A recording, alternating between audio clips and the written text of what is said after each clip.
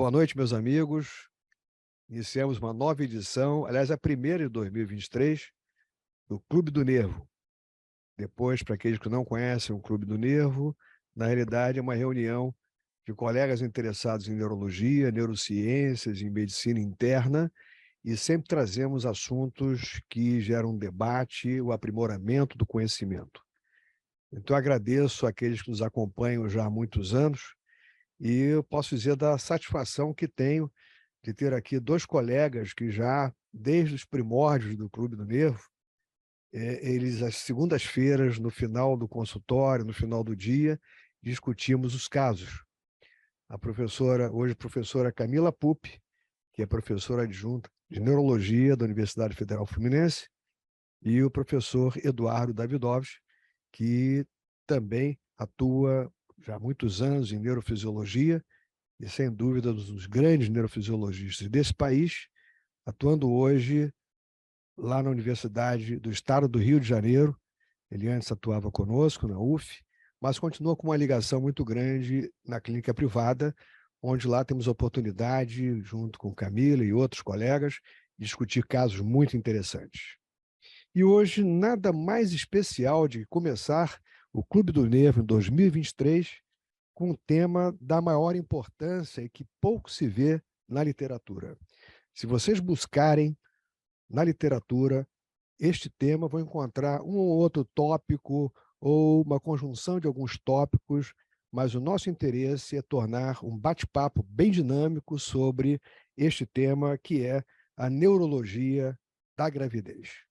Esse é o assunto da maior importância e ninguém melhor para conversar sobre esse tema do que o professor Jorge Rezende Filho. O professor Jorge Rezende, que é professor titular de obstetrícia da Universidade Federal do Rio de Janeiro, membro titular da Academia Nacional de Medicina, e é o diretor da Maternidade Escola, que daqui a pouco já está superando os 100 anos em 2024. 120. 120 anos. 120 anos, o que é um patrimônio, porque é um prédio belíssimo, muito bem administrado, graças à atuação do professor Jorge Rezende e os colegas que lá atuam. Então, sem dúvida, vai ser uma conversa muito interessante. Nós vamos, então, pontuar os tópicos de maior importância. Antes, porém, eu gostaria de agradecer à Rede DOR, ao Copstar, por mais esta oportunidade de nós termos este evento, o Clube do Nervo, aqui no Centro de Estudos, esse maravilhoso Centro de Estudos do Copstar, tendo ali na mesa, com toda a parte de som e vídeo, do Bernardo, e a organização toda do evento feito pela Raquel, que sem dúvida faz o diferencial aqui neste centro de estudo. E agradeço também ao Pantoja e todos os colegas aqui da Rede DOR que têm nos permitido e prestigiado o Clube do Nervo. Lembrar que o Clube do Nervo é uma atividade oficial, é a mais antiga e permanente da Academia Brasileira de Neurologia, particularmente do capítulo do Rio de Janeiro da Academia Brasileira de Neurologia. Então, muito obrigado àqueles que têm colaborado conosco, participado. Todos são convidados a virem até aqui o Copstar. Sempre tem às 19 horas um café, um coffee break especial. Nosso coffee break é antes do início, viu? Então é start da atividade. Bom, sem mais delongas, vamos passar então a conversa sobre, nós dividimos alguns tópicos e nós temos aqui pontuados esses tópicos e vamos começar falando das condições, das neuropatias, né? Porque o útero grávido, hein, professor? O útero grávido, ele acaba dando lugar, às vezes, uma gravidez gemelar ou até multípara, digo, de múltiplos fetos, né? Nós temos aí a questão do crescimento do útero. E esse crescimento do útero levando a compressões, a distensões, e vamos conversar sobre essas neuropatias compressivas, a sua experiência, se ao acompanhar essas suas pacientes, isso tem sido uma queixa constante ou não, enfim. Poderia nos falar alguma coisa sobre o útero grávido? Então, sejam as minhas primeiras palavras de agradecimento pelo gentil convite. e uma alegria estar num meio quando eu comento, olha, eu aceito os convites, porque eu entendo mesmo esse um grande desafio. Imagina, estar entre notáveis neurologistas para falar sobre aspectos na gravidez que envolvem a especialidade de vocês. Então, eu queria te agradecer, é uma alegria estar aqui e fico muito feliz. Como falávamos há pouco, a maternidade escola é uma maternidade de risco habitual para as mulheres. Nós temos no médio risco hipertensas, diabéticas, mas como não estamos dentro de um hospital geral, existem situações que nós temos que contar com apoio de outras especialidades, e no caso da neurologia, muitas vezes esse apoio tem que ser em outras instituições. Um estudo de neurologia hoje tem um atendimento ambulatorial e não consegue nos dar esse suporte. Às vezes os colegas do Hospital Pedro Ernesto nos socorrem, às vezes até do Antônio Pedro, apesar de ser em outra cidade. Mas nós temos assistentes que trabalham em ambos e acaba sendo essa via de regulação, né? O útero, agora entrando na sua pergunta, o útero grávido é uma estrutura, o útero sempre existiu ali na pelve da mulher, no entanto, com a gravidez ele vai ocupando um espaço que não era dele. E para isso ele vai empurrando órgãos vizinhos, tirando tudo do lugar e, no caso específico da neurologia, causando muitas vezes compressões, que são motivos frequentes de queixas dessas pacientes. E eu diria que mais de metade das mulheres tem alguma queixa álgica que nós atribuímos a fenômenos compressivos por conta desse aumento do volume uterino, que fora da gravidez é um órgão pequeno, que não chega a 8 centímetros, se tanto, no seu maior diâmetro, e na gravidez ele atinge ali o apêndice tifoide, não só cranialmente, mas ele ocupa para trás, para os lados, e acaba acarretando essas compressões. Então, é uma situação bastante frequente e que muitas vezes o obstetra tergiversa e acaba sem saber como conduzi-las. Esse tipo de queixa que nós vemos é porque até mesmo aquela lordose necessária pelo peso do útero, né, acaba fazendo com que essas compressões a nível de raízes ou compressões de nervos que emergem, como, por exemplo, no final da gravidez, na parturição, a questão da compressão do nervo femoral, são situações que a gente vê com relativa frequência na prática clínica. O que acontece é que muitas vezes a queixa, né, a mulher no final da gravidez, né, ela acaba, dentro do contexto daquele sofrimento da mãe, né, aquela ideia do sofrimento materno, que hoje está totalmente à margem, porque a gravidez é uma coisa maravilhosa para a mulher, é uma experiência que eu acho que compõe a existência feminina, eu poderia dizer assim, tá? Esses sintomas acabam, às vezes, não sendo referidos, ou a paciente acaba assimilando-os e não apresentando uma queixa. Isso é comum acontecer, professor? Olha, dificilmente uma grávida não refere lombalgia, dificilmente. Quer dizer, existe logo de início um posicionamento diferente da coluna, ela faz uma hiperlordose lombar em função do peso e do crescimento uterino, e dor nas costas, ela já chega ali apoiando as costas, e isso é uma situação muito corriqueira. Por mais que nós tentemos orientar para um fortalecimento dessa musculatura do core, que hoje o pessoal da educação física acha fundamental, mas já não há tempo na gravidez para esse fortalecimento, de maneira que alguns exercícios ajudam, diminuem a tensão naquela região, exercícios no geral sem o peso do corpo, exercícios em piscina, em água, isso pode ter um resultado razoável, mas no geral são dores que acompanham essa grávida a partir da metade da gravidez e indo avançando pelo terceiro trimestre. A professora Camila, já com 2 gravidezes, né, poderia, inclusive, com experiência própria, nos falar alguma coisa a respeito. Bom, agradecer o convite mais uma vez. De fato, estive desde as primeiras edições do Clube do Nervo e tem sido sempre um prazer colaborar com essas discussões e principalmente aprender. Em relação à gestação, eu posso falar tanto das minhas experiências, mas também contribuir aí com um aspecto da minha experiência na clínica, né? Em relação à minha experiência na gravidez, eu experimentei várias dores, de fato. Dores lombares, artralgia, dormência nas pontas dos dedos.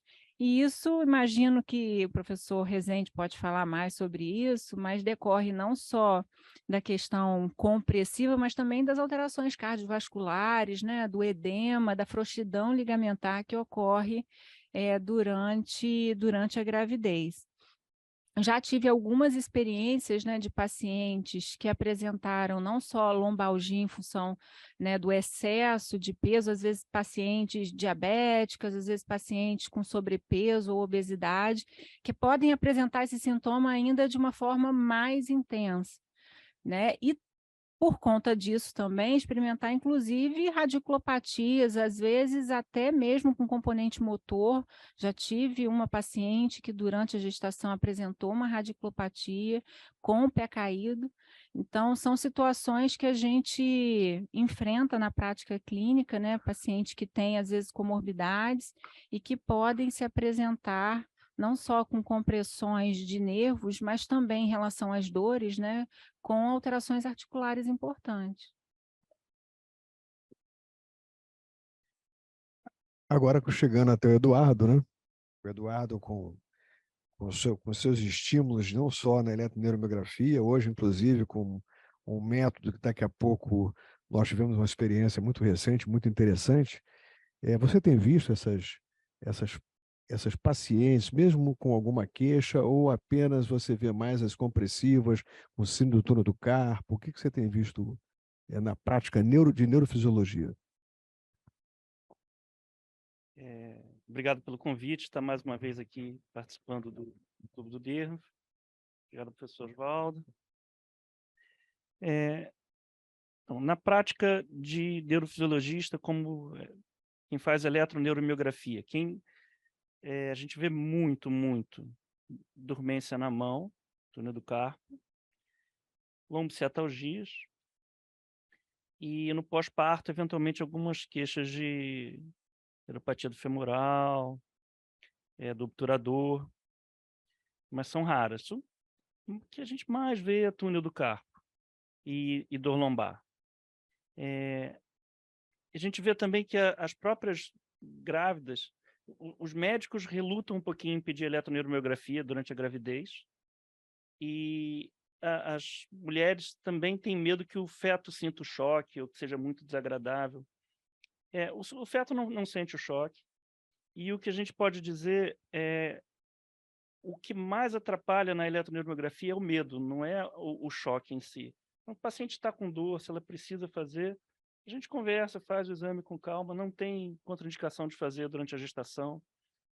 É claro que a gente vai fazer uma gestante que precise, né? E não há contraindicação. E é isso, a gente pode, em situações pontuais, a gente pode mudar muito. O paciente que está com uma dor lombar, aquela dor tem perda axonal, é uma radiculopatia importante ou não, isso muda o enfoque clínico dela. Então, se é um túnel do carpo ou não, o que vai fazer com esse túnel do carpo, a gente pode graduar a intensidade, a gente pode ajudar nesse ponto, e não há contraindicação de realizar o exame durante a gestação.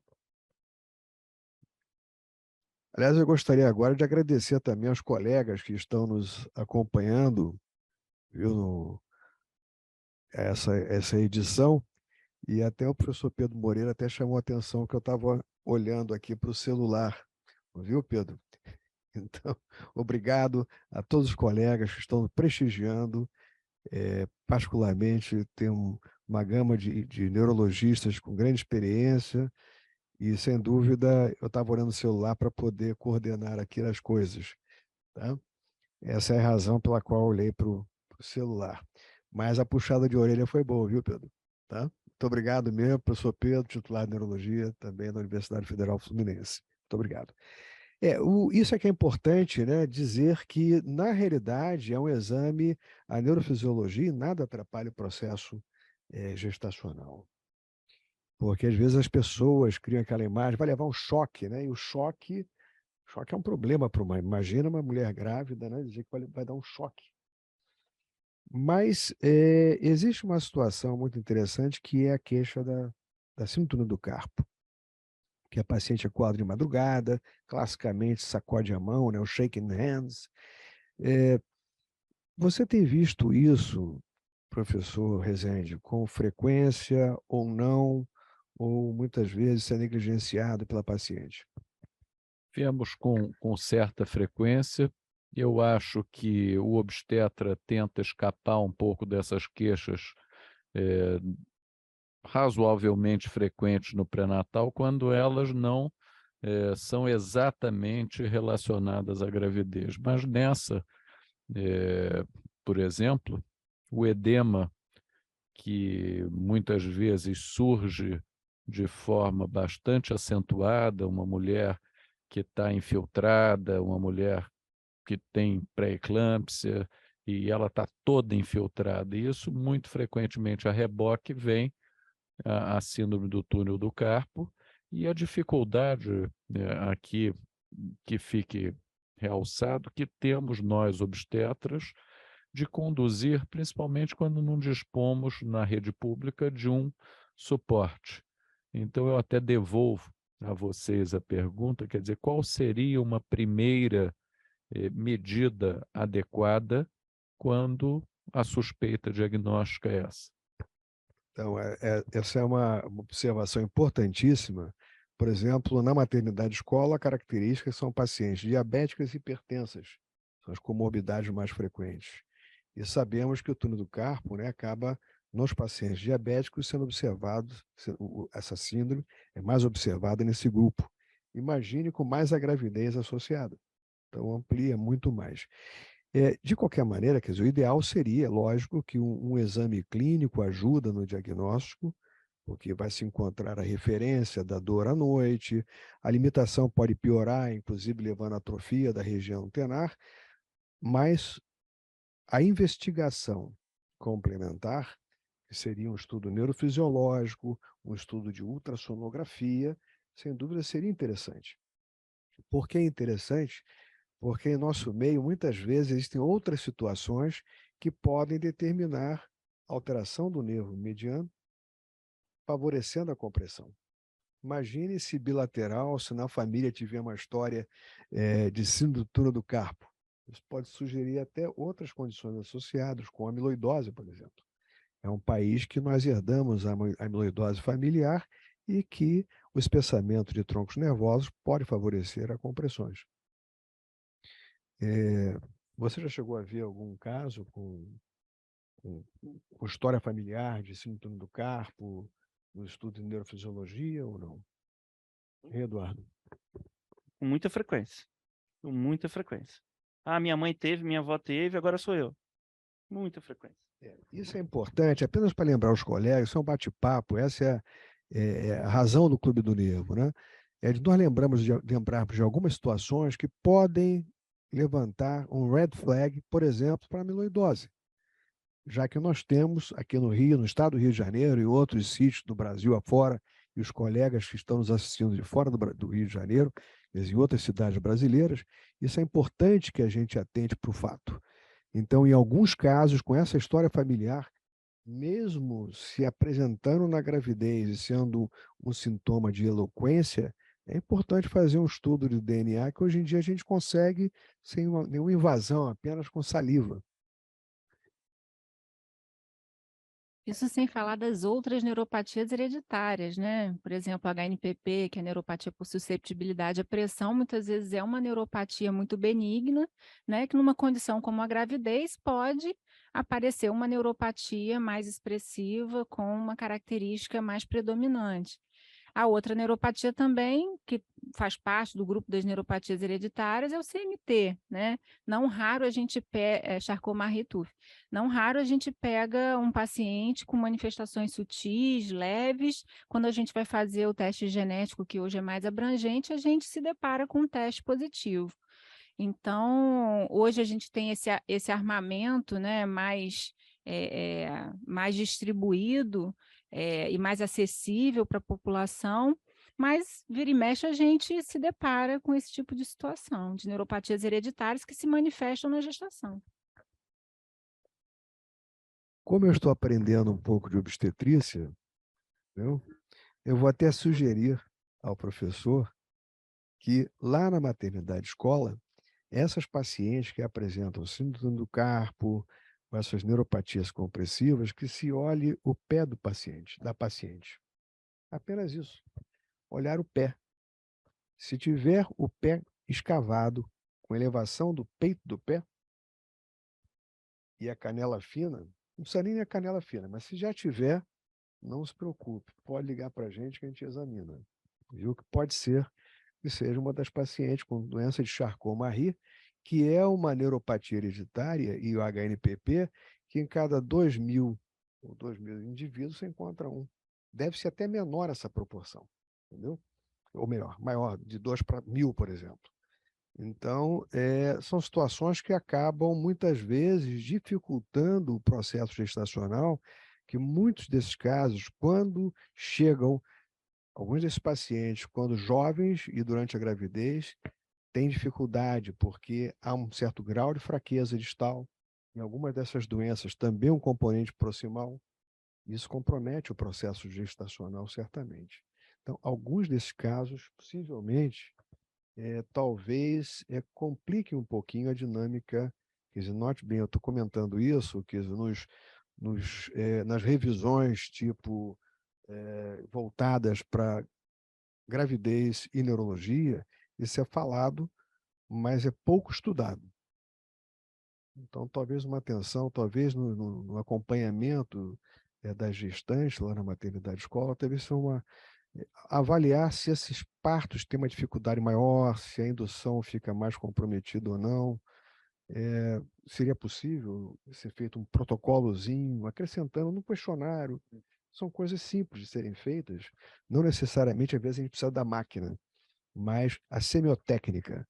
Eu acho que a característica do clínico é essa, né, de você encostar a barriga, o umbigo no leito do paciente. Então, e o obstetra é um grande clínico, que ele precisa acompanhar todo esse processo e ver as circunstâncias que estão envolvidas em todo o processo gestacional. Então, que tal essa sugestão? Claro. Voltando ao assunto do túnel do carpo, que é assim, extremamente frequente, normalmente, vou saber a opinião de Oswaldo e Camilo, normalmente o que eu tenho percebido da queixa dos pacientes é que ele é pior na metade para o fim da gestação. Alguns pacientes melhoram depois do parto, outros ainda pioram um pouquinho na amamentação. Depois isso vai melhorando, às vezes some, e às vezes 10, 15, 20 anos depois, a paciente tem túnel do carpo novamente. Eu tive isso quando eu tive gestação. Então, essa coisa de piorar do meio para o fim, às vezes na amamentação, às vezes não, depois melhora, quando os hormônios se reorganizam, e às vezes anos depois. Queria saber a opinião de vocês.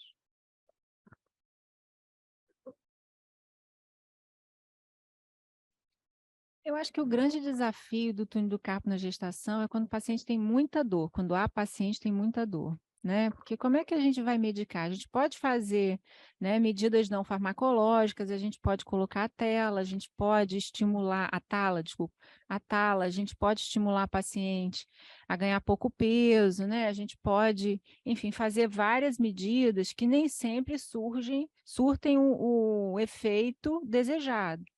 Então, o nosso grande desafio é como que a gente vai medicar, dado que a paciente está gestante, que pode ter uma interferência na formação do feto. E quando a gente vai olhar as bulas, né, todas são a partir de B para baixo. Não tem, se duvidar, não tem nenhuma medicação que seja A.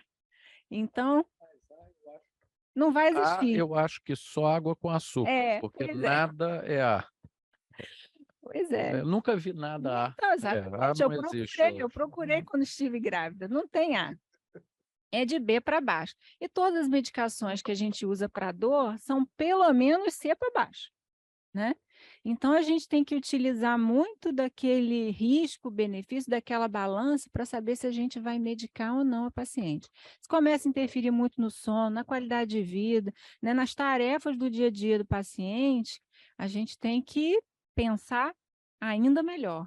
Queria saber, na opinião do professor Rezende, o que ele acha.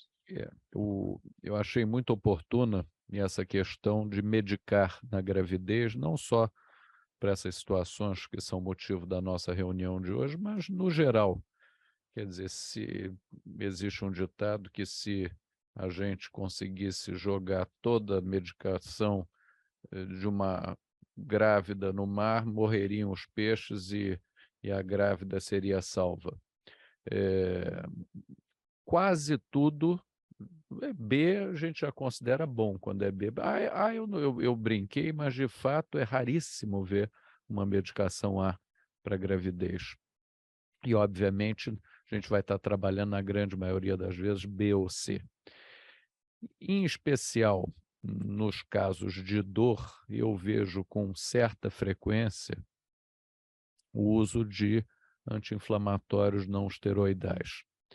E existe uma preocupação na gravidez, não raro, a partir do segundo trimestre, o uso continuado desse grupo de medicamentos, ele pode gerar uma diminuição na produção de urina pelo feto e, consequentemente, uma diminuição do volume de líquido amniótico. Então, é importante, quando o paciente vai fazer um exame de ultrassonografia e se identifica uma diminuição de volume de líquido, que entre no radar do obstetra, indagar se ela vem fazendo uso, e aqui no Brasil é muito comum a automedicação, o uso de medicação anti-inflamatória. Quer dizer, no geral, é possível empregar, é possível usar, mas cuidado, porque uma das repercussões é a diminuição do volume de líquido amniótico, que traz repercussões até no desenvolvimento pulmonar do feto, se há uma diminuição acentuada. Eu acredito até que a questão é que muitas dessas pacientes já têm uma condição pré-mórbida, né, digamos assim, né, uma comorbidade, tipo doença do tecido conjuntivo, situações que já comprometam a função renal, por exemplo.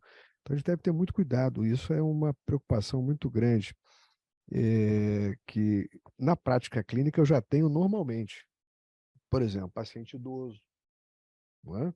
Então, e é verdade, professor, larga a mão, as pessoas acabam se automedicando e os anti-inflamatórios estão aí, tem várias marcas, à vontade, com propaganda na televisão e tudo mais. Então, eu acho que se deveria fazer um esclarecimento constante, né, no sentido de se evitar o uso desses medicamentos e, particularmente, a grávida, né? A grávida, porque é complicado isso. Alguém quer fazer mais alguma observação? Eu ia perguntar sobre os neuromoduladores da dor, porque não Sim. raro a dor cronifica e a dor a gente precisa utilizar de drogas de primeira linha para dor neuropática, por exemplo, Sim. que são os gabapentinoides, né, os duais e os tricíclicos. Quem escolher? A grande questão durante a gravidez é que o ideal é evitá-los, né? Não medicar. É não medicar. Aí são várias alternativas que são utilizadas em termos de acalmar a mãe, algumas atividades, inclusive, de ordem de natureza, do preparo físico, inclusive, né, da grávida, e coisas mais simples, como túnel do carro, pode botar uma talinha, isso ajuda muito. A questão é de reduzir o edema, não sei, isso é uma situação que é possível ou... Reduzir edema de grávida é um desafio, porque, no geral, não se dá diurético para a grávida. Então, pondo na balança, melhor que ela siga edemaciada. Esse é um grande desafio numa mulher com pré-eclâmpsia, infiltrada e tudo. Primeira coisa, vou dar um diurético para melhorar. Não, não se usa diurético e, infelizmente, não há uma medicação que faça, às vezes, de diurético nessa função de eliminação do líquido que está ali acumulado em excesso. E aí eu, retomando esse uso de medicação para o controle da dor, pergunto se há lugar para terapia não farmacológica de controle da dor, acupuntura, e hoje Sim, na obstetrícia cada vez se tenta empregar mais até no controle da dor do parto. E quer dizer, anestesistas que trabalham conosco e que já tentam empregar essa técnica não farmacológica de controle da dor do parto, que é uma dor que sabemos todos de grande intensidade. não, isso sem dúvida funciona, que são aquelas técnicas, inclusive, de relaxamento, acupuntura, outras distopressão, hipnose, enfim, são todas alternativas que ajudam bastante, né? Calor ou frio? E tanto faz. Isso, tanto... Isso é até uma questão de ordem própria. Eu que faço muito esporte, bota gelo, bota calor, eu sempre fico na dúvida. Então, você vê que no campo, o jogador de futebol, quando você tem alguma coisa muito muscular, por estiramento, e um esforço, às vezes, da grávida, um movimento, né, é comum, às vezes dá uma dor torácica, é melhor colocar um gelinho ali para diminuir essa dor. Não é? Isso aí. Depois, com o tempo, o calor. Mas a questão que eu estava falando do edema é porque a brasileira tem mania de muito sal. Isso é uma medida fácil. Uhum. E por mais... Hoje mesmo estava conversando com uma paciente no consultório que está esboçando aí uma pré-eclâmpsia e ela já está infiltrada, ainda não tem o critério diagnóstico maior, que além da hipertensão é a proteinúria. Então, a proteinúria está se desenhando agora, mas está infiltrada e na pré-eclâmpsia diz que não muda nada a dieta hipossódica, mas na nossa vivência, isso no fim de semana você vê, você exagera no fim de semana, na segunda-feira está inchado, está infiltrado. Então eu acho de bom senso que ela manere no sal. Realmente só vejo benefício num controle, não é fazer uma comida sem sal nenhum, mas identificar aqueles alimentos embutidos, enlatados e tudo que são riquíssimos em sódio e evitar a ingesta desses. Eu acho que isso para toda grávida. E até porque as grávidas habitualmente têm aquele desejo, né? A história do desejo. E às vezes esse desejo pode ser salgado demais, comidinha salgada demais. Aproveitar um pouco agora um tempo para responder aos que nos assistem. E vamos começar com a Kaoma, né? A Keoma. Eu tenho CMT, sintomas bem leves, mas tenho bastante medo de engravidar por medo de progressão da doença. Há alguma associação com piora motora sensitiva na gestação? Se sim, há chances de melhora no pós-parto? Keoma, para respondê-la de um modo ideal, primeiro seria uma avaliação neurológica para saber exatamente em que nível você tem a doença de Charcot-Marie-Tooth, embora os sintomas bem leves, né? Se já foi feito um estudo para saber que tipo de mutação e assim por diante. De um modo geral, é uma situação muito benigna, mas em outras pode ter uma apresentação um pouco mais importante.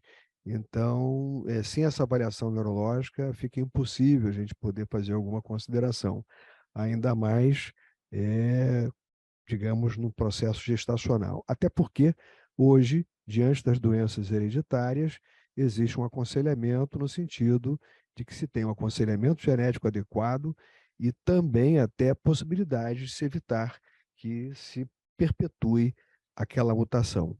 Então, isso é perfeitamente possível, isso deve ser considerado com o neurologista e também com o obstetra. Isso é da maior importância. Não é isso, professor Rezende? É isso. E eu vejo que ela mesmo pergunta a seguir se pela fadiga, e aí eu não estou bem afeito, essa doença, qual é a característica principal? Uma É a fraqueza fraqueza distal, distal, é mas, por distal. exemplo, fraqueza de musculatura da parede abdominal, tem alguma? Depende da mutação, depende do grau, da intensidade do comprometimento. É por isso que é importante ouvir avaliar clinicamente, caso a caso, conhecer a história na família, como isso se dá, porque a apresentação ela é muito variável. Tem doentes que vão a 60, 70 anos e vão fazer uma eletroneuromiografia porque estão com dor lombar. E você descobre um sarcoma Ritu, e tem paciente que aos 10, 15 anos tem cadeira de rodas. É esse grau de variação, dependendo da mutação e da apresentação. É uma enfermidade tão curiosa que, a propósito do que o Eduardo falou, tem indivíduos que chegam aos 50, 60 anos não sentem nada. De repente começam a ficar com distúrbio metabólico, diabetes, por exemplo, aí passam a apresentar sintomas, não por causa do diabetes, é porque altera a condução nervosa, que ele já tem alterado pela alteração metabólica da glicose. Então, isso é muito interessante. Por isso que temos que ter um cuidado especial com esse tipo de paciente, e eu havia recomendado um pouco antes de colocar um protocolo básico na maternidade escola, a gente pode fazer ajudá-lo nesse sentido, junto com os demais colegas da obstetrícia, avaliando clinicamente um pé-cavo, tudo isso acaba sendo significativo no acompanhamento e daqui a algum tempo dá uma resposta com a experiência, isso é importante, viu, Kioma? Com a experiência nossa, Made in Brasil. Não, a raquianestesia, não, a raquianestesia não piora, não piora. A Ana Macedo, aliás, a própria Kioma, né? Se dipirona final é seguro ou não na gestação. E aí, professor? Dipirona, assim, o Brasil é dos poucos lugares que ainda usa dipirona. É uma medicação bastante eficiente no controle da dor. No entanto, alguns trabalhos demonstraram que não ser uma medicação ideal para uso na gravidez, mas a experiência corriqueira mostra que um uso esporádico de dipirona não traga nenhuma grande repercussão. Contar uma experiência curiosa. A minha segunda gestação, eu passei até os 6 meses nos Estados Unidos. E foi durante a fase do Covid. E aí, durante uma consulta de pré-natal, estava com muita fadiga. Eu tinha tido Covid no primeiro trimestre da gestação. E aí a obstetra me perguntou: você faz uso de alguma medicação de forma mais regular? Eu, muito migranosa que sou, e levava na minha mala bastante dipirona, porque lá não tem. Não, uso não de forma regular, mas de forma esporádica de dipirona. E ela falou assim: você vai agora fazer um hemograma completo, porque você pode estar com uma aplasia de medula. E aí eu, olha, se dipirona, eu nunca vi, alguém aqui já viu aplasia de medula por dipirona? É uma coisa raríssima, né? É raríssimo. Se realmente desse aplasia de medula, metade do Brasil teria que fazer transplante de medula óssea. Mas lá eles têm um medo terrível, né, da dipirona, e aqui a gente usa com muito mais tranquilidade. É questão de mercado também, né? Dipirona é uma invenção europeia, né? E o Tilenol é uma invenção americana. E americano, tudo que não foi eles que inventaram, eles têm um pouco de implicância, né? Isso na nossa especialidade, o Doppler, por exemplo, começou na Europa e os americanos até pouquíssimo tempo atrás não davam a menor bola e achavam um exame desnecessário. Uma outra pergunta é quanto à experiência com a acupuntura, né? Nós aqui, a experiência do grupo do professor Rezende já mostra claramente que se utilizava, né? Lá na maternidade escola, eu acho que a Ana Macedo foi minha colega de turma, com a certeza que é ela.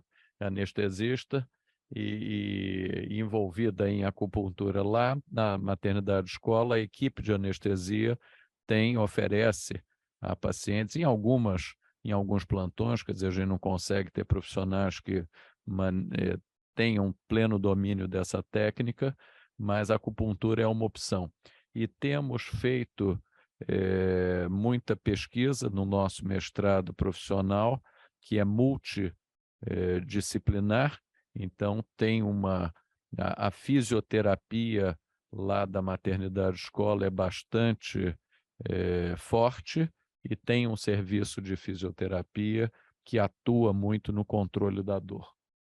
Maravilha. E vocês têm também lá na maternidade um serviço de psicologia? Tem psicologia, quer dizer, um apoio importante à grávida. No geral, gravidez é uma situação de alegrias e de coisas boas, mas, em alguns casos, o desfecho é ruim ou para a mãe, ou para o bebê, ou para ambos, e esse suporte para a família é fundamental. Isso é excelente, porque isso compõe um grupo, um time, né, que hoje em dia é muito multidisciplinar, e a gravidez realmente, sem dúvida, é todo um processo que implica a multidisciplinaridade. A Camila ainda há pouco falou que padecia de enxaqueca, né? Mas antes de falar de enxaqueca, o Fábio Ancianjo, lá em Campo Grande, tudo bem, Fábio? Obrigado aí por prestigiar as sessões do Clube do Nervo, as reuniões. Lembrar das neuropatias carenciais, né? Por B1, B6 ou B12, na situação da hiperemese gravídica. Você tem visto esse tipo de situação com frequência? Menos frequente do que antigamente. Eu não sei se as mulheres são medicadas oportunamente, não chegam àquela exacerbação que requer internação e suporte venoso de hidratação. Quer dizer, elas começam a enjoar e já recebem medicação, muitas vezes oral, que resolve. Quer dizer, hoje vê-se pouco, interna-se pouco. Se antigamente via toda semana tinha uma gestante com hiperêmese internada, hoje é raro isso acontecer. Mas essa observação é oportuna, porque na exacerbação das náuseas e vômitos, certamente há uma depressão, principalmente de sais, e é fundamental que seja feita a correção oportuna e adequada, porque é um momento, geralmente, nas primeiras semanas da gravidez, onde tudo pode repercutir no bom desenvolvimento embrionário e fetal. Quanto à neuropatia de complexo B, que foi a pergunta especificamente, né? A B12, a gente tem um estoque no corpo que, se não tiver uma carência no início da gestação, ela tem reserva. Não vai fazer carência aguda de B12 por hiperemese. Agora, B1 e B6, sim. A gente teve a oportunidade de acompanhar no Antônio Pedro casos catastróficos. Eu lembro muito bem de uma grávida com uma história de hiperemese, começou a enfraquecer, veio transferida de um outro hospital, como se fosse um Guillain-Barré, tinha uma neuropatia axonal, não de mielinizante, mas axonal brutal, maioria da neurocondução sensitiva e motora abolida, muita dor neuropática, e no final era B1 ou B6? Era B1. São quadros catastróficos. Mas não de B12. B12, a não ser que a pessoa já entre na gravidez com uma carência. Se não tem estoque. Isso é muito bem lembrado, e foi a situação da paciente foi por hiperemese. Isso é importantíssimo lembrar, né? É porque talvez a gente tenha um universo um pouco diferente aqui na capital, mas Brasil adentro, Brasil afora, melhor dizendo, né? Certamente a gente deve encontrar situações carenciais importantes, que ainda é um país que padece da carência alimentar, proteico-calórica, enfim, e particularmente vitamínica e multivitamínica. Vamos voltar então, quer dizer, das neuropatias de um modo geral, tem algumas, como a síndrome de Guillain-Barré, você viu que esse caso parecia de Guillain-Barré, né?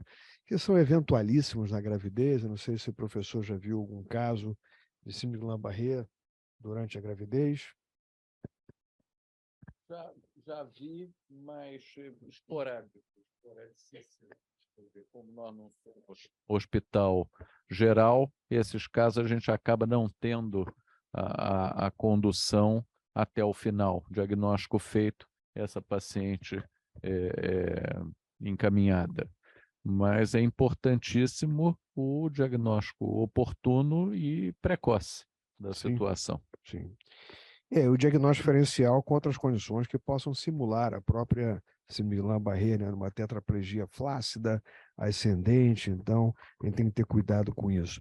A mesma situação é referida na literatura de CIDP, de polirradículo crônica. Guillain-Barré é uma polirradículo aguda.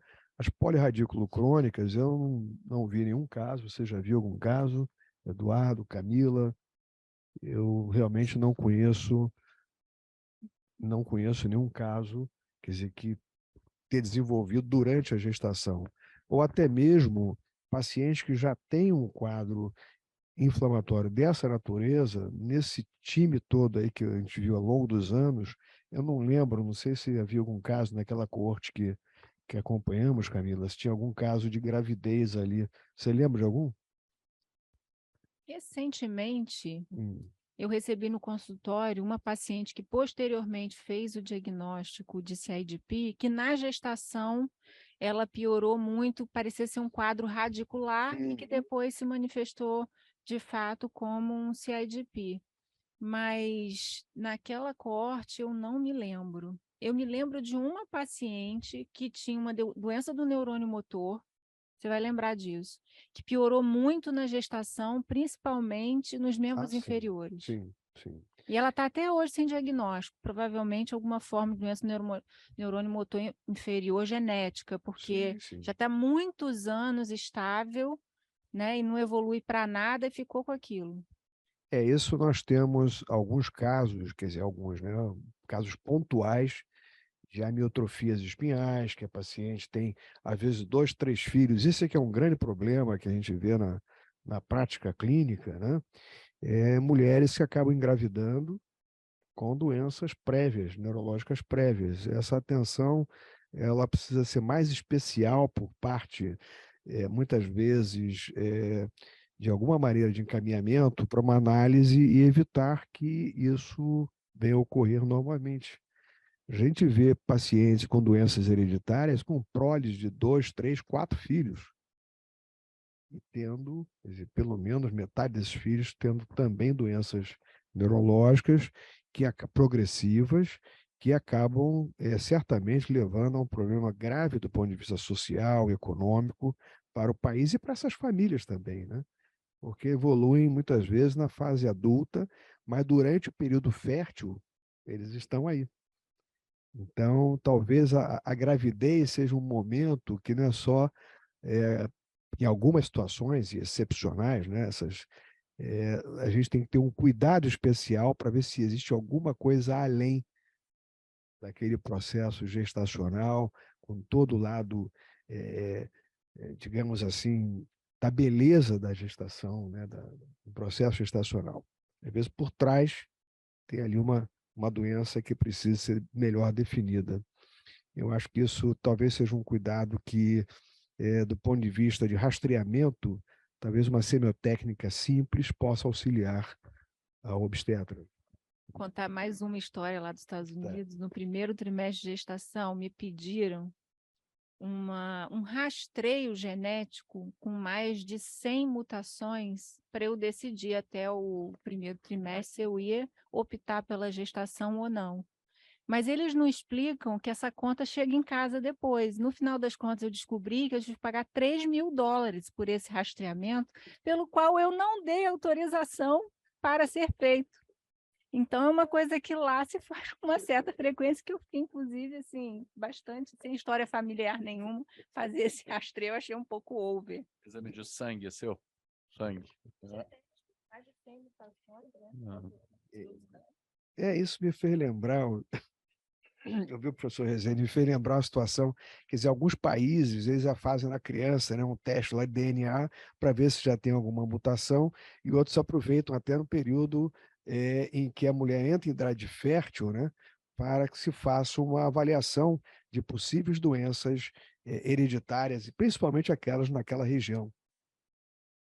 Então, talvez seja quando o Brasil for melhor, talvez ele tenha condições financeiras de fazer isso, né? No público, agora está se tentando desenhar aí um rastreio pré-natal, mas principalmente de cromossomopatias.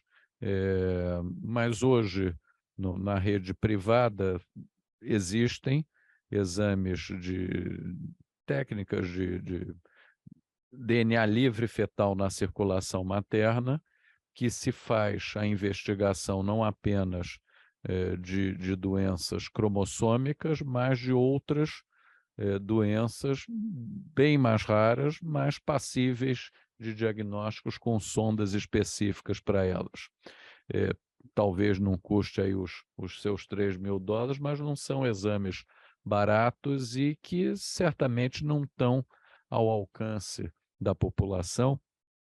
E apesar da gente fugir aqui um pouquinho do tema, eu me questiono, quer dizer, nos Estados Unidos, ok, você faz uma investigação, no caso foi de você, mas podia ser do feto, e eventualmente aquilo suscita uma decisão, uma tomada de decisão pela interrupção da gravidez. No Brasil, esse questionamento ético, eu acho que ele é válido, uma vez que nenhuma situação ou raríssimas, uma anencefalia, por exemplo, permitiria uma interrupção, mas a grande maioria das doenças diagnosticáveis no período pré-natal não autorizam esse tipo de tomada de decisão. Então, será que vale a pena investigar? Aí já é um questionamento ético e é direito do paciente querer saber, no entanto, há que ser explicado ao paciente que não será uma opção, pelo menos com amparo legal, a interrupção da gravidez nessas situações. Nós podemos até aproveitar um gancho quanto a algumas decisões terapêuticas. Por exemplo, algumas decisões quanto ao tratamento de uma paciente que já tem esclerose múltipla, ou que normalmente esclerose múltipla durante a gravidez, né, melhora, né? Você diminui o número de surtos ou não tem surtos, mas nem sempre a coisa é desse modo, ou situações mais sérias, como uma neuromielite óptica, que é uma condição grave, é importante, e que tem que se tratar a paciente durante o período gestacional, e algumas situações até muito graves. Então, decisão quanto a determinados medicamentos, como monoclonais, são drogas que podem modificar o processo não só de desenvolvimento fetal, como do próprio processo gestacional. Isso tem que haver um comum acordo, porque o médico não pode chegar e fazer a prescrição e acabou. Acho que o professor Jorge chamou atenção, quer dizer, não só para as questões éticas relacionadas à parte genética, como também, muitas vezes, a própria conduta médica, ela deve ser sempre relatada ao paciente em comum acordo para que se chegue a um posicionamento final e o melhor possível para a gestante, me parece. Tem toda a razão. Dependendo do risco-benefício, é bom ter um termo de consentimento assinado por escrito para proteção da própria equipe que está tratando. Não, com certeza, esse aspecto de ordem legal em proteção até do próprio obstetra é fundamental. Isso aí é importantíssimo. E difícil de colocar sem que haja um certo estranhamento, né? Quer dizer, nós não estamos ainda habituados a essa medicina americana muito defensiva, talvez até ao extremo. Então, quer dizer, pedir a um paciente que assine um termo se comprometendo ou dizendo que sabe tudo, quer dizer, aquilo já pode ser uma barreira e eu acho que isso é uma questão que deva ser discutida desde a faculdade, quer dizer, com o jovem futuro médico, para que ele passe a lidar com naturalidade com essa situação. Eu acredito até que isso vai mais além, Jorge, em termos de a própria população, né? É importante que a gente amadureça do ponto de vista como sociedade para entender a dificuldade desses processos que, no fundo, nós queremos proteger e estamos, sim, trabalhando a saúde, o melhor para o outro. Essa é a finalidade maior. A doutora Keoma, ela que fala que vem sendo acompanhada com aconselhamento genético e, inclusive, investigando a associação do CMT com possível mutação de gene do BRCA. E agradece os esclarecimentos de todos. Ela é médica, repito, também ginecologista obstetra, sua colega, professor, foi aluna da doutora Melanie Amorim, colega do doutor Jorge, por quem nutro muita admiração. Vou fazer o meu próprio relato de caso na gestação, então. Olha, agradeço a colega Keoma pela participação, porque é importante a experiência de cada um, e daqui a pouco vamos ouvir da Camila em termos da enxaqueca, viu? Mas sempre a gente aprende, a gente vai evoluindo, e sem dúvida estamos aqui à vontade, à disposição dos colegas para comentários, para discussão, e é sempre muito enriquecedora, né? A questão da enxaqueca durante a gravidez. Você falou, Camila, que durante a gravidez você realmente não passou assim lá esse Não. universo daquela gestação tão tranquila, né? Na medida do possível, sim, porque graças a Deus todos estamos bem, mas com algumas coisitas, né? A enxaqueca já me acompanha há muitos anos. E eu tento sempre, na medida do possível, conviver e tratar. Mas na gestação é um período, o professor Jorge vai poder falar depois, em que a gente tem exacerbações das crises, né? Principalmente no primeiro trimestre e no último trimestre da gestação.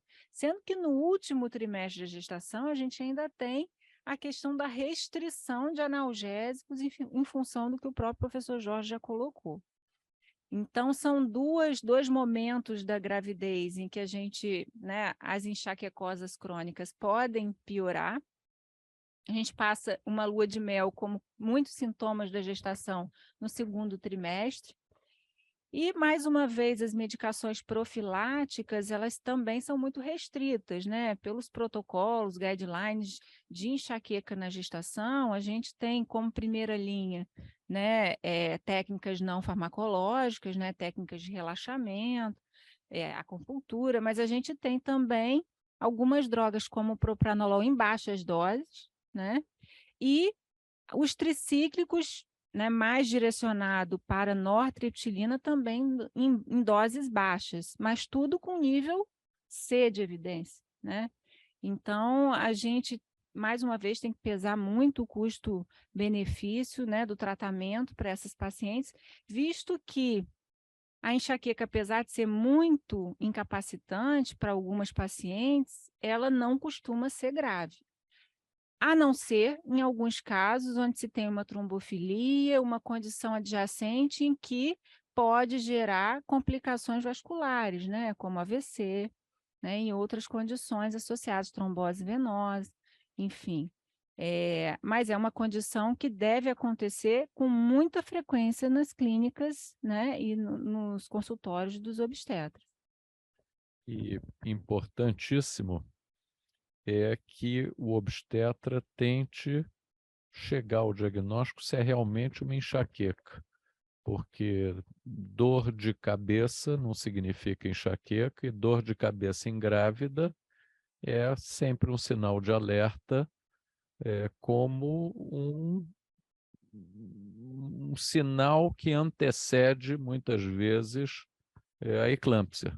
Quer dizer, a gente tem que ter sempre em mente, eu acho que isso é quase redundante, mas o obstetra, ele sempre pensa uma manifestação cerebral ou visual numa mulher grávida e, obviamente, já teve a sua pressão aferida. Se ela tem uma pressão alta e tem manifestações cerebrais ou visuais, pode ser já um comemorativo inicial de uma eclâmpsia que está se desenhando.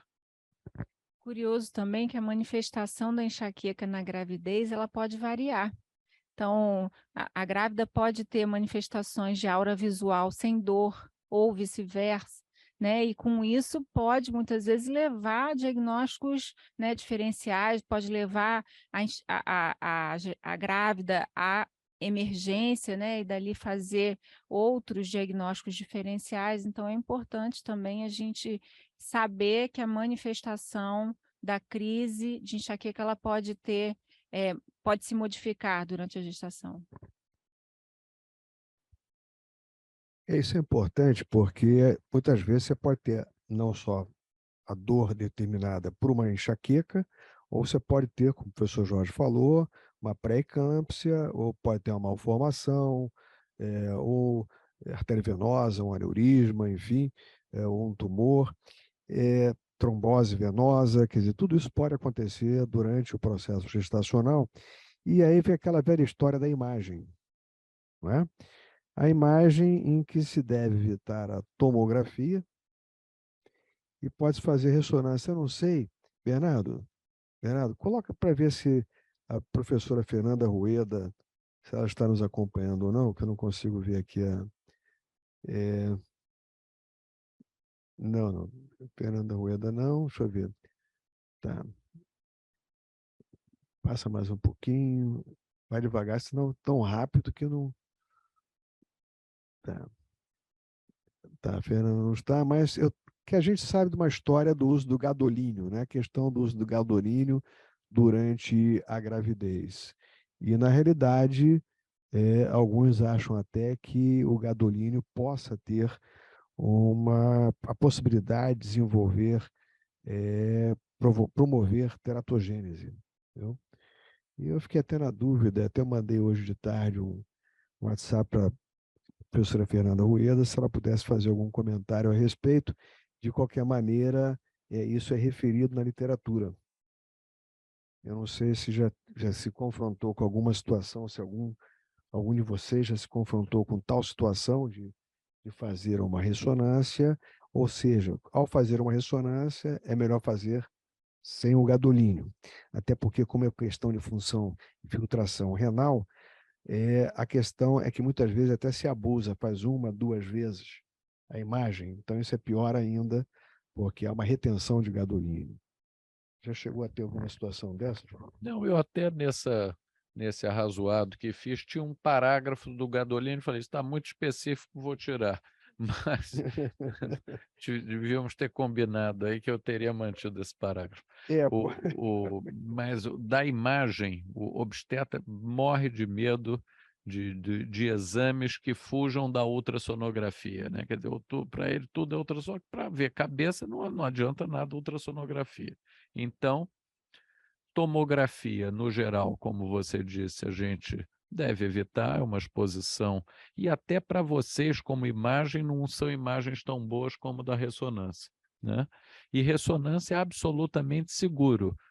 Na gravidez, é o exame de excelência, hoje até para situações abdominais, por exemplo, diagnóstico de apendicite, ressonância, que é o exame de excelência, diagnostica quase 100% dos casos.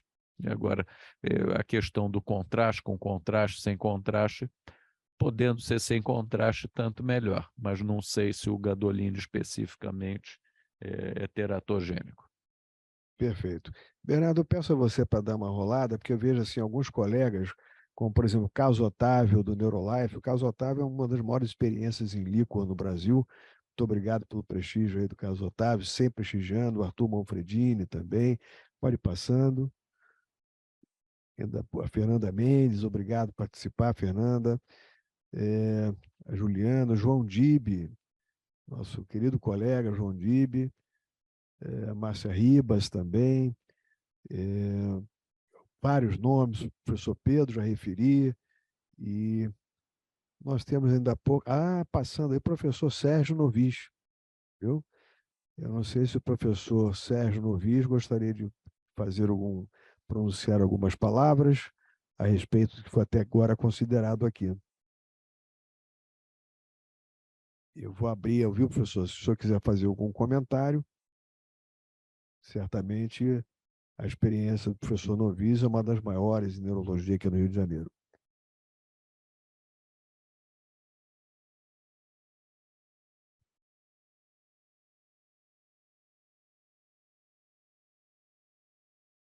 Mas, enquanto o Bernardo...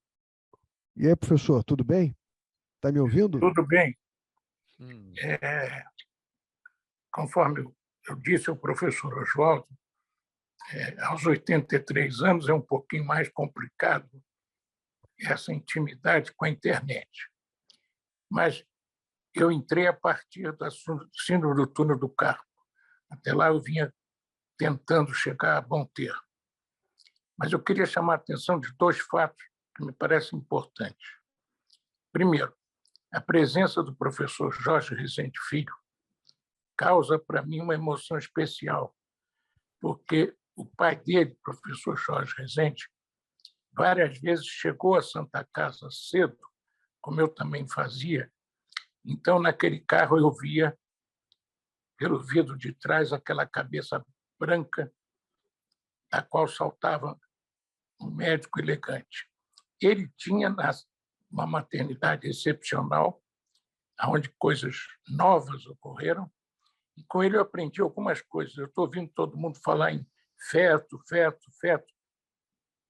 O termo correto é concepto. Aprendi com ele isso, e quando a gente ia para a prova oral, todo mundo dizia, não fala feto, não fala feto. Agora, a outra coisa que ele também tinha muito especial e que, aos olhos de um gordo, causava uma emoção muito grande, eram umas torradas que eram feitas na maternidade, e mais ou menos às 11 horas, para lá se dirigiam os gordos da Santa Casa, onde comiam aquela maravilhosa torrada, para uns com café, para outros com chá. Ainda ouviam o professor Jorge Rezende. Agora, quando eu ouvi os comentários sobre o túnel do carpo, eu indaguei por que motivo, numa mulher gestante, que tem um síndrome do túnel do carpo, que a incomoda muito, ela não pode ser operada. Não acredito que isso traga malefícios à gestação e, ao contrário, trará benefícios, porque eu que fui operado de síndrome do túnel do carpo, desde então nunca mais tive dor. E não é uma cirurgia complicada feita por quem sabe. E pode ser feita com anestesia local, de maneira que me parece que seria também para entrar entre os tratamentos viáveis. E uma coisa que me parece importantíssima, eu várias vezes tive esse cuidado no consultório, é mostrar à gestante que o filho não é o culpado. Se há algum culpado ali, é quem fabricou o filho e quem agasalhou o filho por 9 meses. Ele, coitadinho, não tem culpa de nada. E é muito comum que a gestante diga, meu Deus, esse menino está me dando trabalho mesmo antes de nascer. Mentira. Quem está dando trabalho a ela antes do filho nascer foi a ideia dela e do marido, do companheiro, de ter um filho. De maneira que eu sou defensor em total grandeza daquele que chega ao mundo sem pedir, numa família que ele não escolheu, tanto que uma das frases que eu sempre mais gostei era que os amigos são a família que nos permitem ter. Muitas vezes o indivíduo convive mais com um amigo do que um irmão que mora lá no Amazonas ou em Goiânia e ele não vê há 10 anos. E o amigo ele vê quase todo dia no trabalho. De maneira que precisamos eximir o conceito de qualquer culpa. Não foi ele que pediu para estar ali. Então, tem que se ter um pouco de cuidado em trabalhar a cabeça da mãe para que ela não acredite que o culpado é ele. Também não deve-se dizer muito que o culpado é o marido, porque isso pode causar na união uma certa perturbação. Mas, de qualquer maneira, eu estou encantado com esse simpósio. Vimos uma união que nem sempre se pensa nela, que é do neurologista com o obstetra, e, no caso particular, todos de elevada grandeza, de maneira que essa intimidade neurologista-obstetra seguramente trará soluções significativas naquela gestação que tem elementos obstétricos e elementos neurológicos. Mas quanto à síndrome do túnel do carpo, eu me pergunto ao professor Oswaldo, ao professor Rezende, há casos em que a doente foi operada e se aliviou das dores, do mal-estar da síndrome do túnel do carpo? Professor Sérgio, obrigado aí pelos seus comentários da maior importância, o senhor sempre brilhante nas suas colocações, e foi bom saber da história da bolachinha, porque já que o professor Rezende as tinha, eu agora já tenho um motivo para frequentar, de vez em quando, ir até, viu, nós três aqui, ir até a maternidade escola, viu, Jorge? Bons tempos das torradinhas. As torradinhas. Mas há uma indicação, sim, em situações mais graves de síndrome do carpo, né? E quando o sintoma é importante, começa a ter alteração, particularmente de funcional, dificuldade de preensão, aí há uma indicação, sim, de se fazer a descompressão. E isso é até referido na literatura. Eu não tive nenhuma oportunidade quer dizer, nunca vi nenhum caso que precisasse indicar tal procedimento, mas ele é perfeitamente válido. Quer dizer, começar com medidas meramente paliativas e, se elas não resolverem, havendo atrofia, havendo um comprometimento importante do nervo, sofrimento do nervo mediano, assim a descompressão é uma solução importante. Eu queria principalmente dizer ao professor Novis da emoção recíproca de vê-lo. O professor Novis é uma pessoa que eu tenho profunda admiração. Nossos laços de amizade remontam outras gerações. Seu pai, amigo do meu, que ficou seu amigo, que ficou meu amigo e sou amigo do seu filho, e agora já netos aí nessa amizade. Então, é realmente uma alegria vê-lo aqui na nossa sessão prestigiando, e cabe aqui dizer, Oswaldo, que todas essas achegas que eu trouxe escritas vêm do primoroso capítulo do nosso livro, dos aspectos de neurologia na gravidez, escritos pelo professor Novis e seus colaboradores. Então, estamos na 14ª edição do Rezendão, e já há muitas edições o professor Novis está à frente desse capítulo. Realmente uma grande alegria. Em relação às torradinhas e à chegada do Rezende pai, ele realmente muito metódico, chegava sempre e saltava ali do carro, e no trajeto todo mundo passava sempre na mesma vaga. E a enfermaria tinha uma senhora muito querida que era uma copeira, que fazia um cafezinho passado para cada um que ia visitar e trazia umas torradinhas amanteigadas.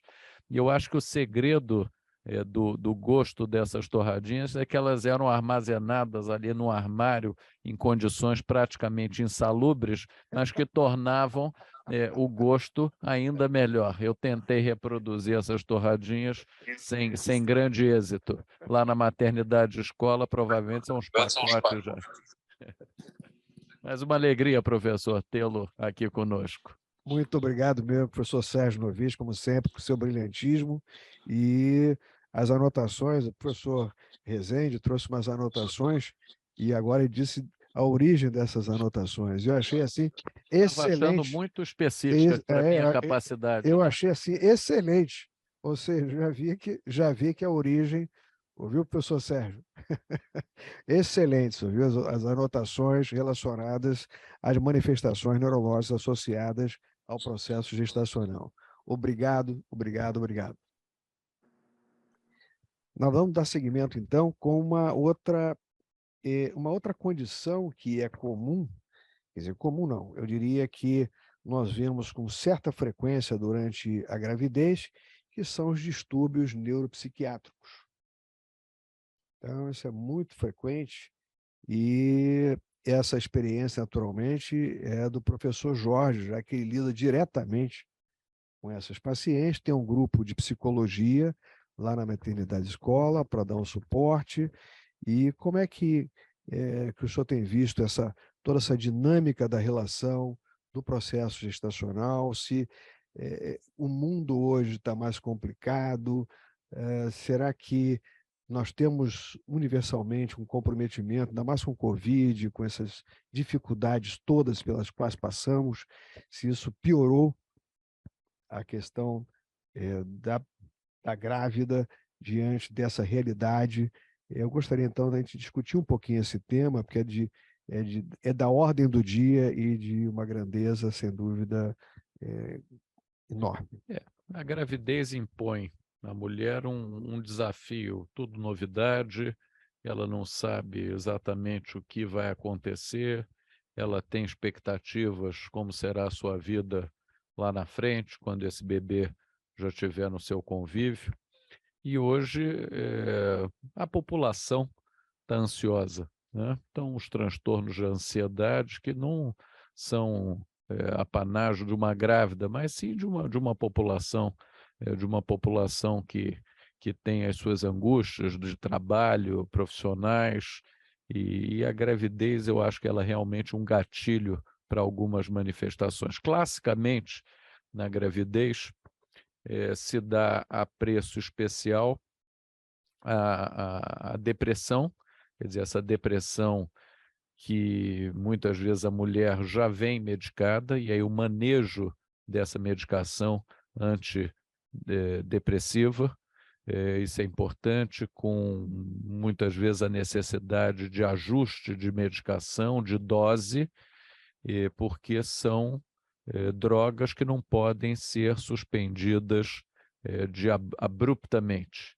E é justamente o primeiro trimestre a fase de maior risco, e não há como, de um momento para outro, nós suspendermos uma medicação antidepressiva, que, no geral, as drogas utilizadas são seguras, entenda-se, B, C, e A, certamente nada a não ser água com açúcar.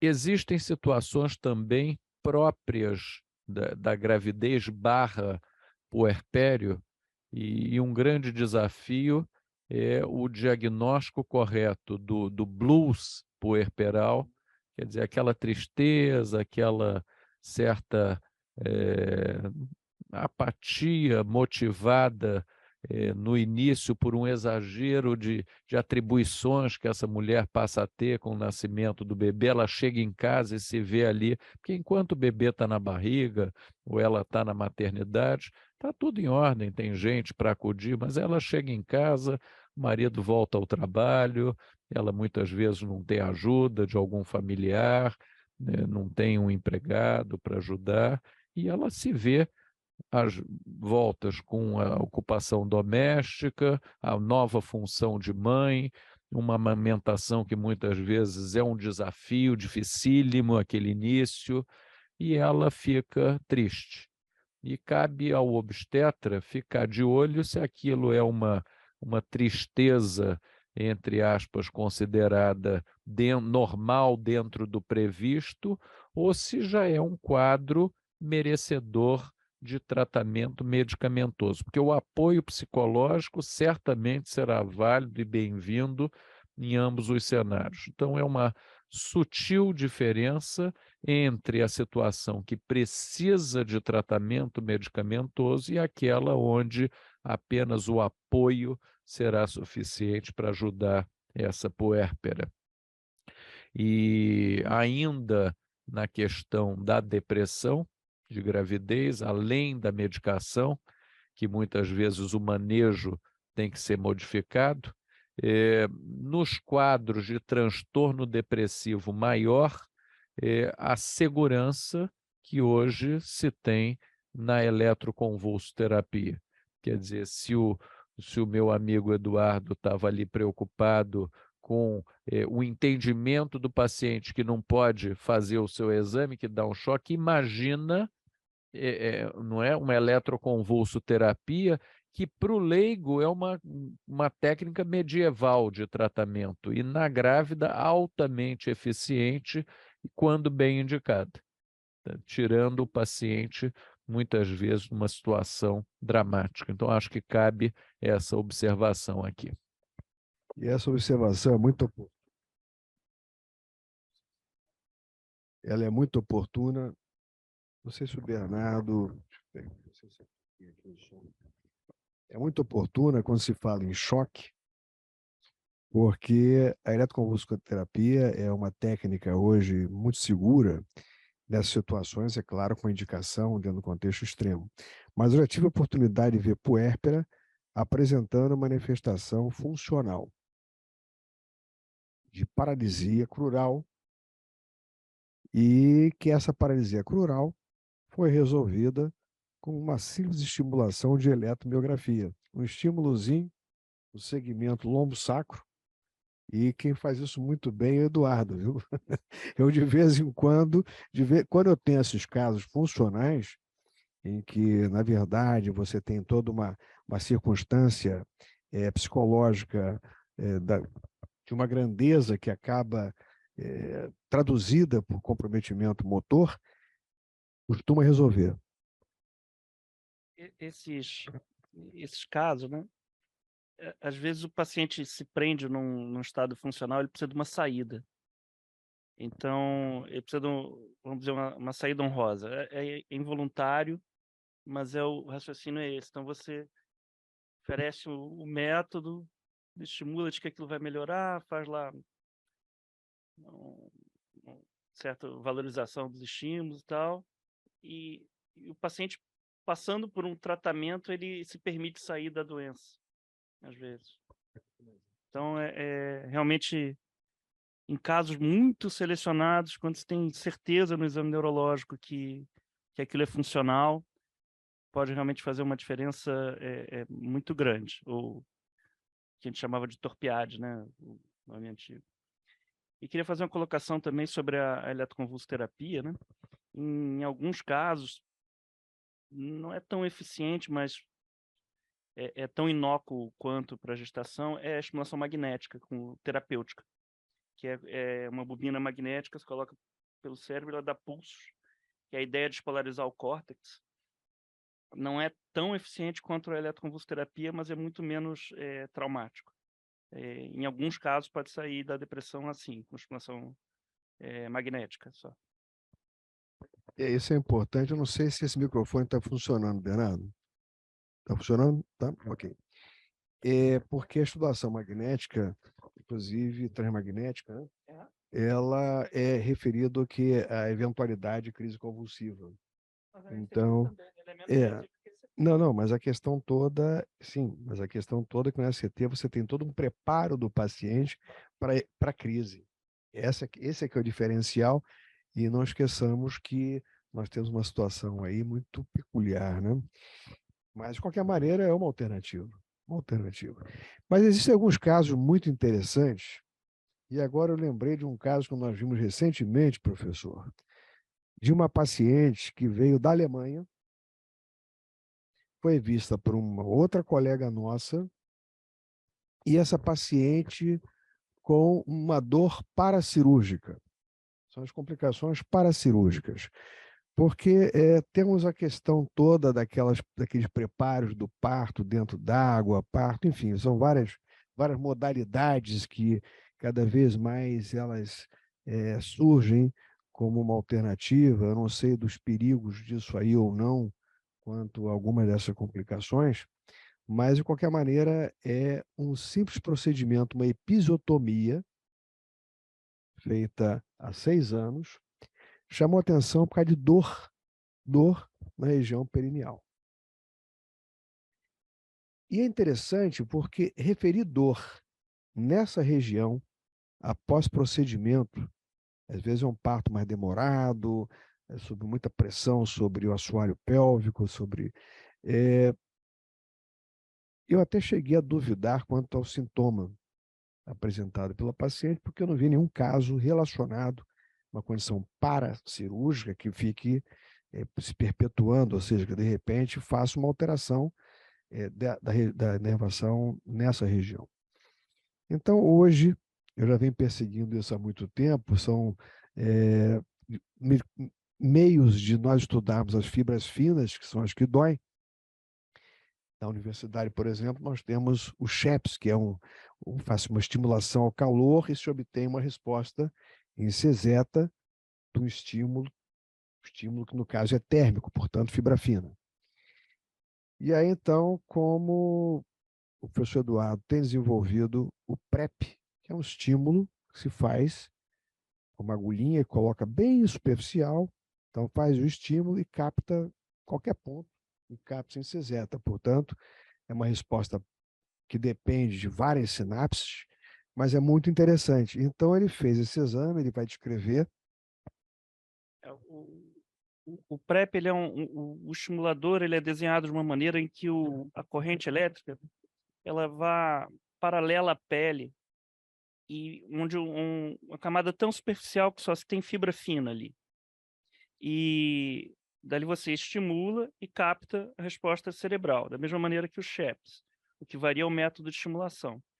Essa paciente ela tinha uma dor unilateral na região de vulva e raiz de coxa, que é a região do gênito femoral, que é um nervo difícil de ser avaliado por neurocondução, não tem uma técnica específica, mas e a queixa era álgica, né? Então, assim, a gente fez esse exame do PrEP, que é o potencial evocado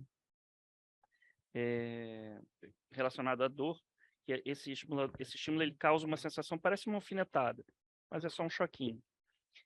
Fizemos no gênito femoral direito e esquerdo e a resposta era absolutamente assimétrica, quer dizer, deu um substrato, uma base de exame complementar para a queixa da paciente, que é um tipo de queixa que, sem substrato de exame, pode até parecer funcional, né? Mas não, era uma queixa, era bastante assimétrica a resposta, realmente tinha lesão de nervo ali. Se havia uma associação com a episiotomia que ela... Exatamente, quer dizer, foi um parto muito demorado na Alemanha, foi muito demorado, quer dizer, e após a episiotomia, ela começou a sentir dor, é como se fosse uma lesão de um nervo, que você acaba tendo um neuroma que se localiza ali, e com isso ficou, quer dizer, esse comprometimento, a lesão desse nervo, eu até duvidei, será que vai levar tanto tempo? Mas é interessante quando você tem uma propedêutica armada nesse nível, a gente consegue definir o diagnóstico e ter uma conduta. Então, isso é interessante, porque já há 6 anos atrás, essas situações, a gente sabe que procedimentos de hemorroida, por exemplo, viu? Podem às vezes deixar dor perianal e assim por diante. São condições paracirúrgicas que é raro acontecer, mas elas podem acontecer. Podem acontecer.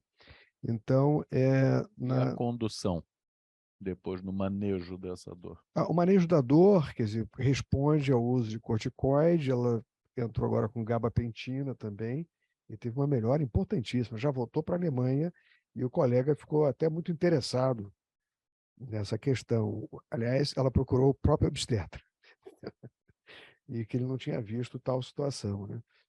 No caso, está documentado.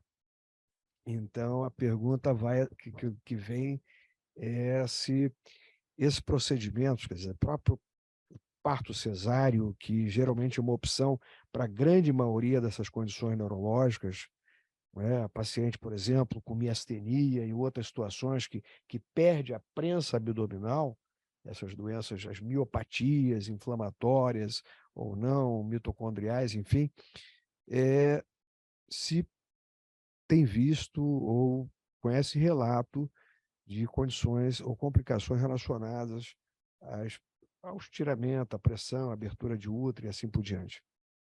O que a gente vê com muita frequência depois de uma cesárea é uma perda da sensibilidade transitória, que dura algumas semanas ou meses naquela região supra e infra da região incisada. E ali imagino que seja pela secção de terminações superficiais, e depois me imagino que aquilo se recompõe. O que acontece? Porque depois ela retoma a sensibilidade, né? Regenera, né?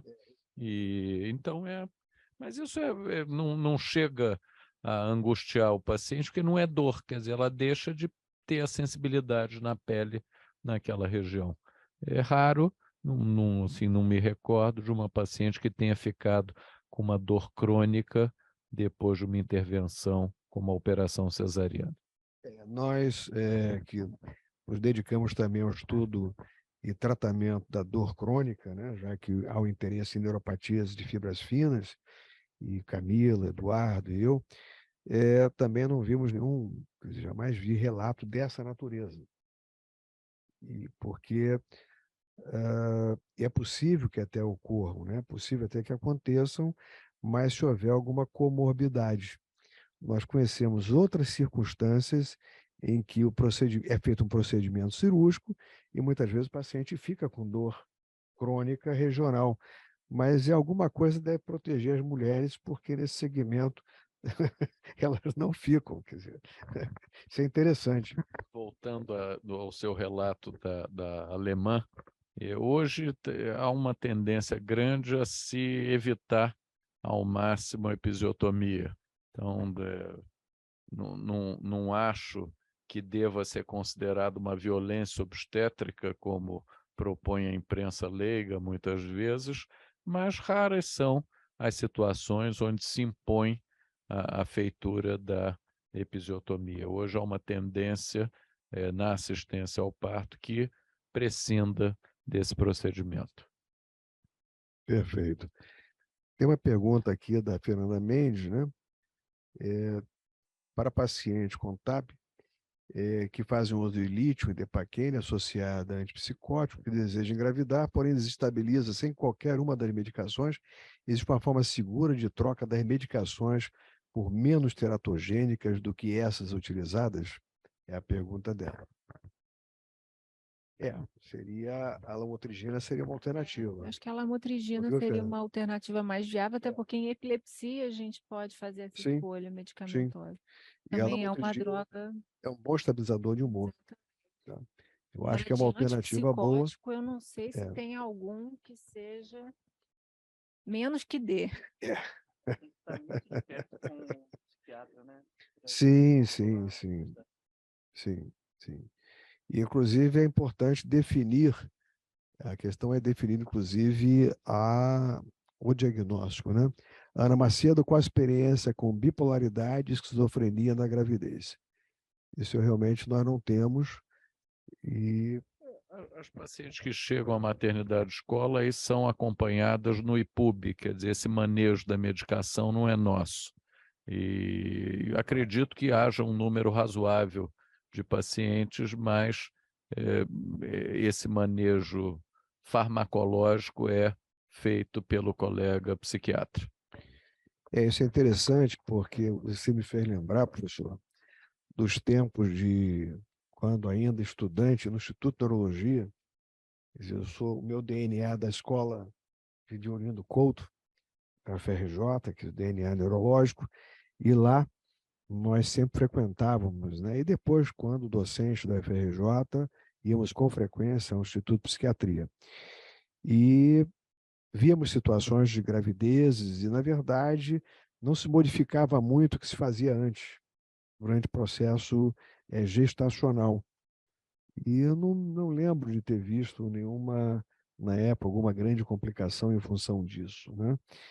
De qualquer maneira, tem que se ter um cuidado muito, muito especial com essas pacientes, mas o que me faz agora pensar que quando o indivíduo já vem fazendo esse tipo de medicamento, ele já metaboliza de tal maneira, nós já criamos uma situação metabólica de tal sorte que ela se ajusta até mesmo a novas situações.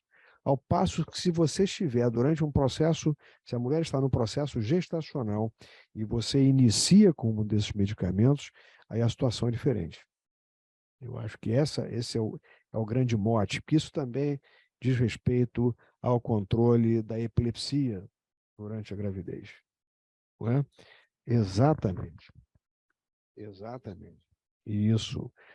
O capítulo, ele enfatiza muito a necessidade de monitorar os níveis séricos dessas substâncias. Isso, na prática, é uma realidade ou é uma recomendação teórica?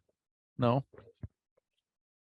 Não, isso é muito comum. A gente sempre solicita que essa monitoração ela é necessária, se faz necessária, porque, inclusive, varia muito pelas condições metabólicas do próprio paciente. Aqueles pacientes que muitas vezes estão estáveis, com epilepsia, vez por outra, e tem uma colega nossa que tem uma experiência grande, que é a Isabela D'Andrea, que atualmente é a presidente do capítulo do Rio de Janeiro da Academia Brasileira de Neurologia, e também atua conosco lá aqui em Copacabana, no consultório, e com muita frequência ela faz exatamente ela avalia o nível sérico, porque varia muito pelas condições metabólicas do próprio paciente. Imagine isso durante a gravidez. Essa que é a grande questão, né?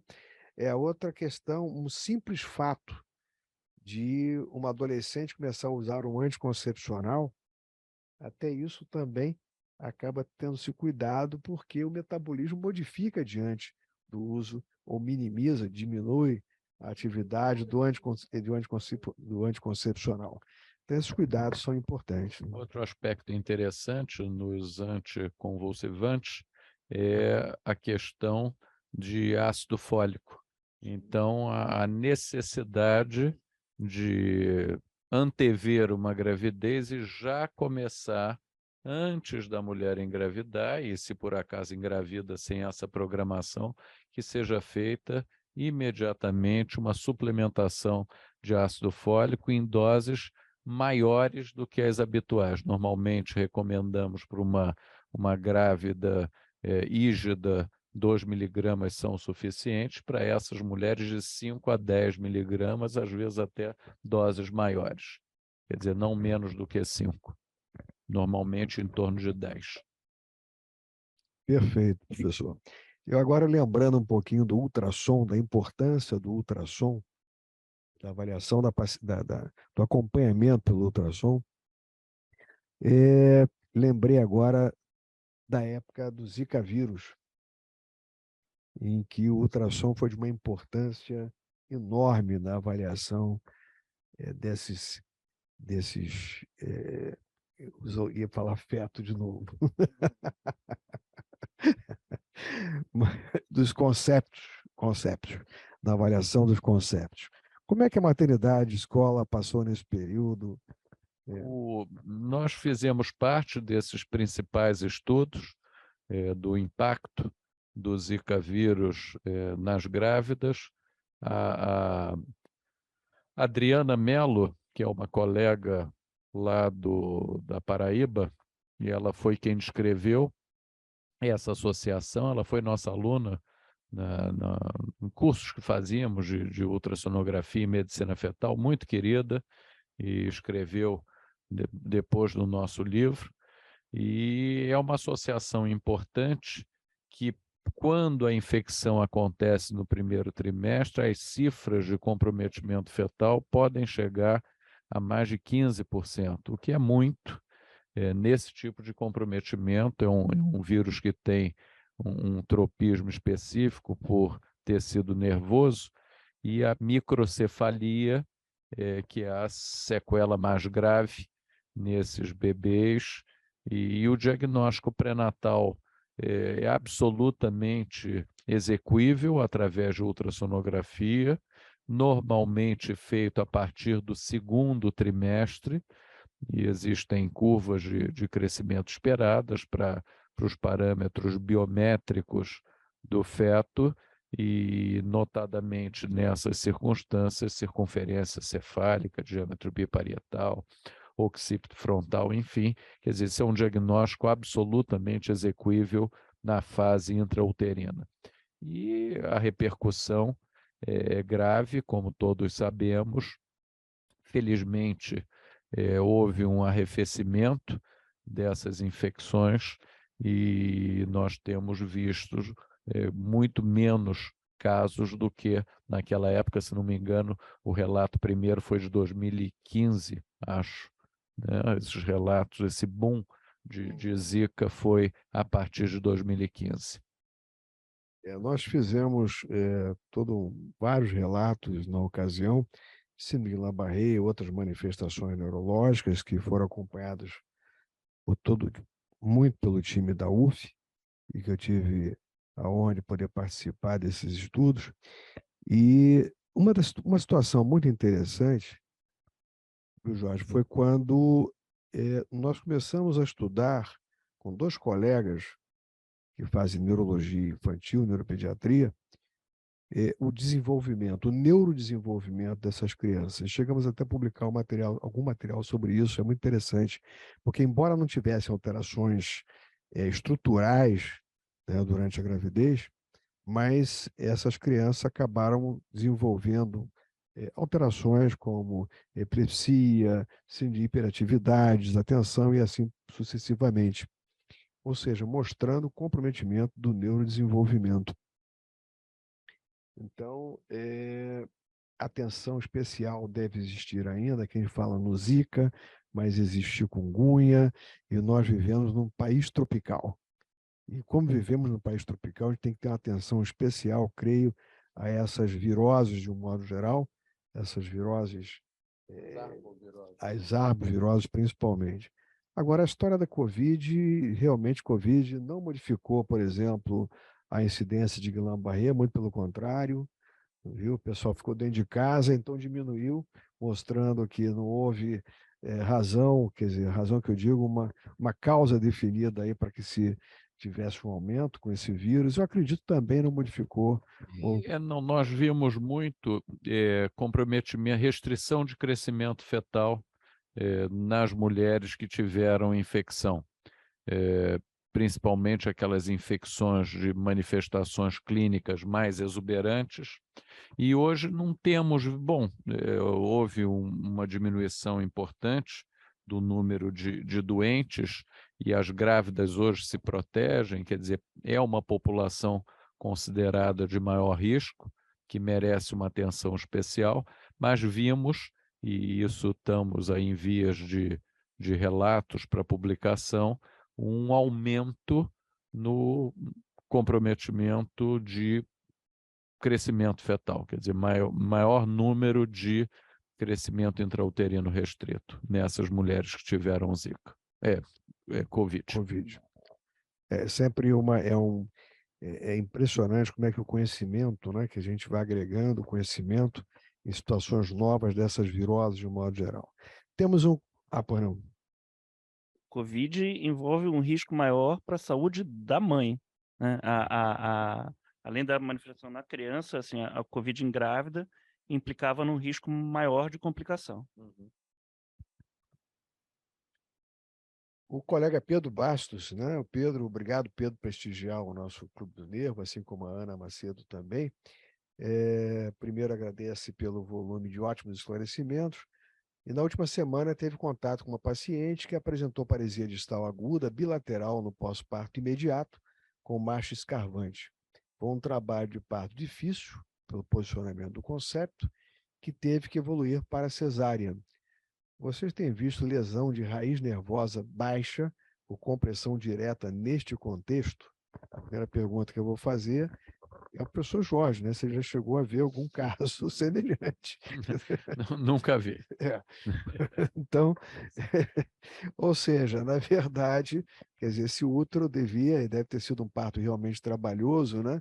Porque pode haver uma compressão, tá? Ou também a própria embolia amniótica é uma possibilidade, mas esse caso, viu, Pedro, eu acho que valeria a pena fazer uma avaliação clínica melhor, inclusive neurofisiológica, quer dizer, para saber como essa senhora está evoluindo. Eu não sei se também se tem alteração esfincteriana, a questão de se raiz nervosa baixa por compressão direta nesse contexto, no final da gravidez, isso aí, até do plexo, isso é referido na literatura, mas naqueles partos com muita dificuldade e que depois melhora, mas a paciente até uma melhora em 1 a 2 semanas, passado aquele período do estresse todo no cavo pélvico pela compressão do útero.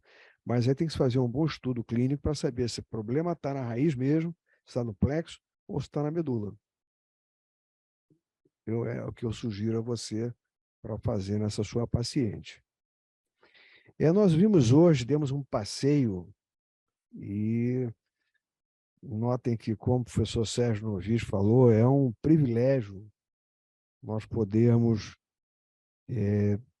conversar com o professor Jorge Rezende, pela sua grande experiência. Vejam como é que é importante especialistas discutindo temas que se juntam.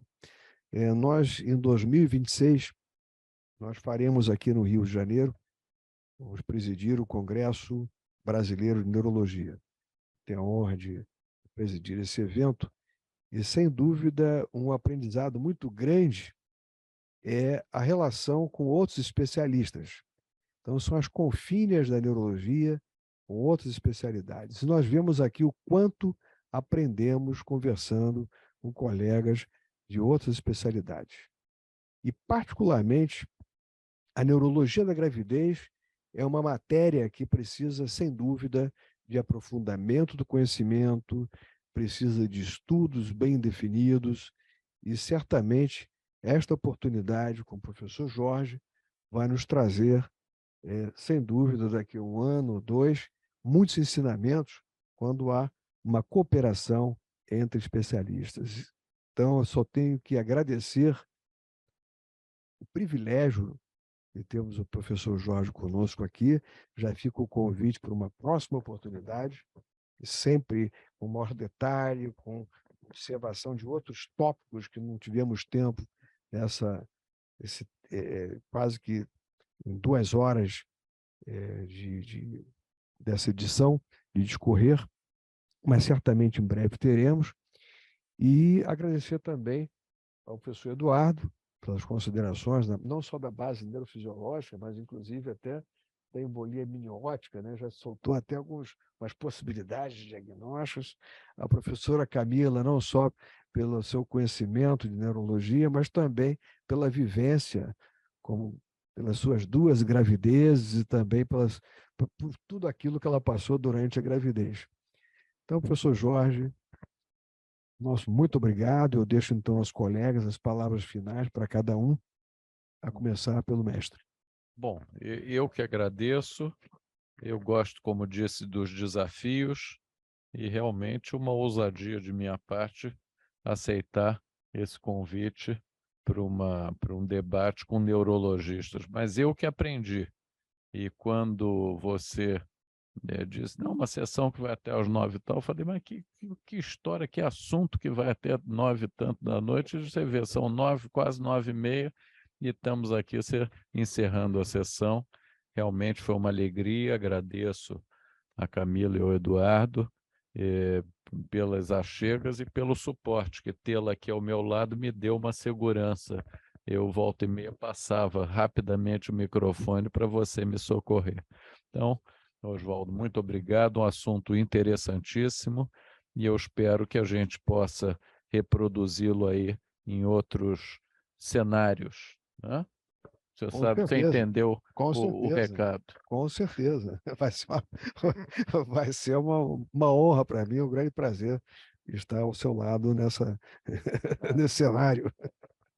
Camila.